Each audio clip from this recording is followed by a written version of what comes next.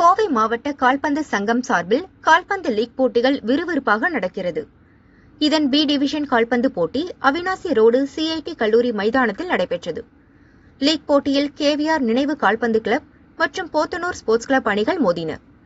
கடந்த போட்டியில் வெற்றி பெற்ற உத்வேகத்துடன் களமிறங்கிய கேவிஆர் அணியின் மாணிக்கராஜ் 54வது நிமிடம் மற்றும் வேல்துரை 59வது நிமிடத்தில் அடுத்தடுத்து கோல் அடிக்க கேவிஆர் அணி ஆட்ட நேர முடிவில் 2-0 என்ற கோல் கணக்கில் வெற்றி பெற்றது.